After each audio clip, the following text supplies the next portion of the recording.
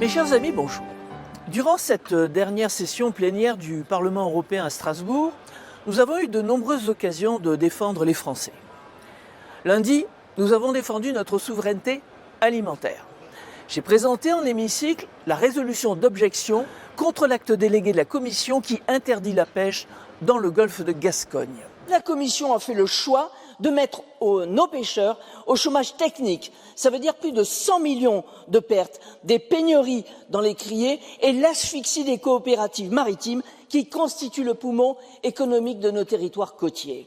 Il était important de dire clairement que la pêche française ne devait pas être la variable d'ajustement des lubies des ONG ou de la Commission européenne. Tandis que Valérie Deloge, notre collègue au Parlement européen, condamnait l'Union européenne qui, à travers le Mercosur, s'apprête à enterrer définitivement nos agriculteurs et menace la santé des consommateurs.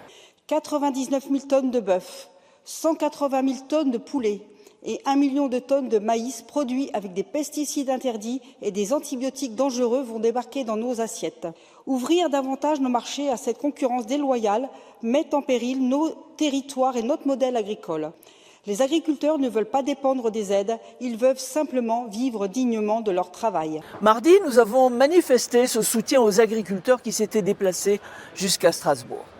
Julien Sanches, dans le cadre du débat sur le budget 2025, a dénoncé, lui, la déconnexion totale des technocrates de Bruxelles vis-à-vis de nos compatriotes, ainsi que la gabegie budgétaire de l'Union européenne qui a refusé d'allouer une enveloppe de 230 millions d'euros à la lutte contre l'immigration illégale à cause du Parti socialiste, des macronistes et d'une droite molle complètement à genoux devant l'immigrationnisme de la gauche. Le budget est un texte politique majeur, plus important que tout autre texte. Le Parlement et le Conseil étant en désaccord, une conciliation a été nécessaire sur le budget. Premièrement, les augmentations des crédits pour le Fonds pour l'asile, la migration et l'intégration, décidées au cours de cette conciliation, sont injustifiables. J'ai jusqu'au bout, toute la nuit, demandé que ces fonds soient affectés au renforcement de la lutte contre l'immigration avec Frontex, affectés aussi à l'agriculture, qui souffre et que vous voulez tuer avec le Mercosur notamment. Refus total de l'ensemble des groupes. Mercredi, Madame Le Callennec, Monsieur Bellamy et les députés macronistes n'ont pas voulu adopter la résolution qui devait permettre à nos pêcheurs de continuer à vivre de leur travail, révélant ainsi leur duplicité. Parce que leur discours n'est pas le même chez nous en France et à Bruxelles. Mais ce vote reflète aussi et surtout la politique mortifère de l'Union européenne à l'égard de notre filière pêche. Jeudi, un débat très important a eu lieu sur les négociations d'un traité international pour lutter contre la pollution plastique, y compris dans le milieu marin. Alors ce débat me touche à plus d'un titre puisque je suis issu d'une région méditerranéenne où nous sommes confrontés aux enjeux cruciaux de la dépollution de cette mer ravagée par les déchets rejetés notamment par les industries égyptiennes et turques. Alors s'il est bon qu'un traité voit enfin le jour sur ce sujet, de gros doutes subsistent sur son influence et sa capacité à régler les désastres à venir tant que des pays comme la Chine, les Philippines ou la Turquie ne prendront pas le problème à bras-le-corps et tant que nos pays occidentaux continueront de délocaliser dans ces pays leurs industries et le traitement de leurs déchets. Qui a voulu utiliser ces pays comme des décharges à ciel ouvert? L'Union européenne.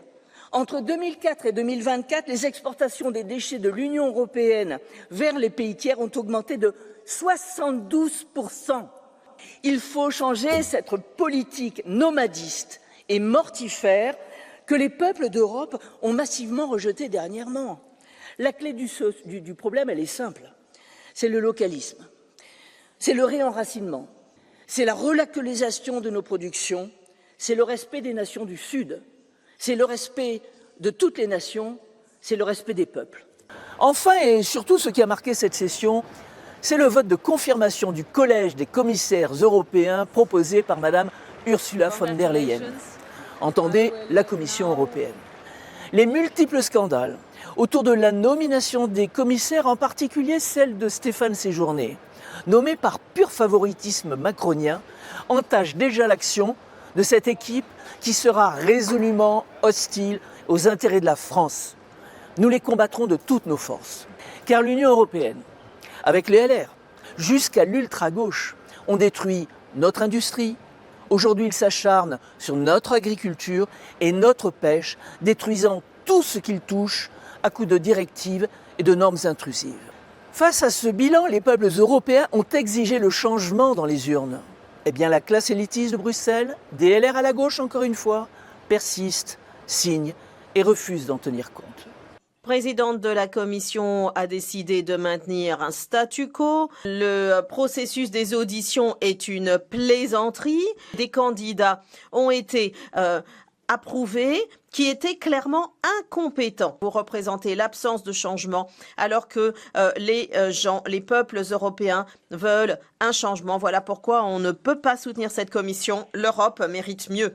À Strasbourg, comme à Paris, la seule boussole de vos élus du Rassemblement national sera toujours l'intérêt de la France et des Français d'abord. Vous pouvez compter sur nous.